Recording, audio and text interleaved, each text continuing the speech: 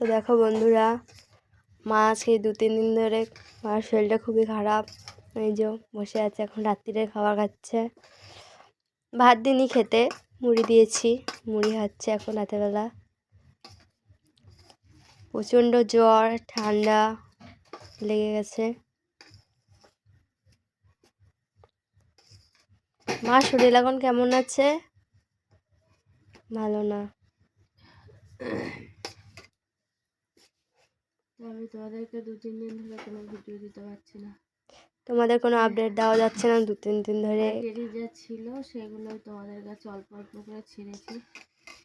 আমি নিজে কোনো ভিডিও করতে পারছি না আজকে অনেক কদিন ধরে, যেহেতু আমার শরীরের অবস্থা খুবই খারাপ যাচ্ছে। তো বাড়ির কোনো কাজবাজও আমি সেভাবে করতে পারছি না। তো এখন তো মোটামুটি তাও ঠিক আছে, কিন্তু সকালবেলার দিকে আমার অবস্থা খুবই খারাপ ছিল। ঘরের কাজবাজ মেয়ে আর তোমার দাদাভাই মিলে এই যে বাবা এখন খেতে দিচ্ছে আমাকে আর মাকে। তো কিছু করার নেই, শরীর খারাপ হলে আর কি করবো বলো। আজকে অনেক কদিন ধরেই শরীর খারাপ নিয়ে বসে আছি।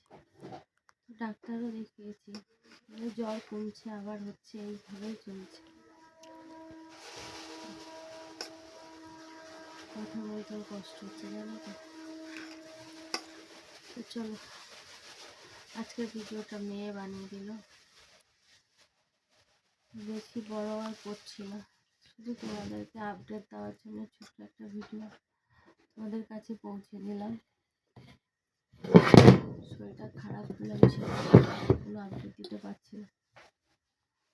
চলো, সবাই খুব ভালো থেকো, আর আমার জন্য একটু আশীর্বাদ করো যাতে আমি তাড়াতাড়ি একটু সুস্থ হয়ে যেতে পারি।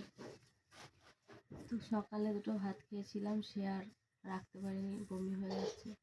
এখন আগে দেখো তোমার দাদাভাই মুড়ি দিয়েছে 2টো। ওষুধটা তো খেতে হবে সুস্থ হতে গেলে, তাই মুড়িটুকুনি খেয়ে ওষুধ খাবো। তো চলো, টাটা, সবাই ভালো থেকো।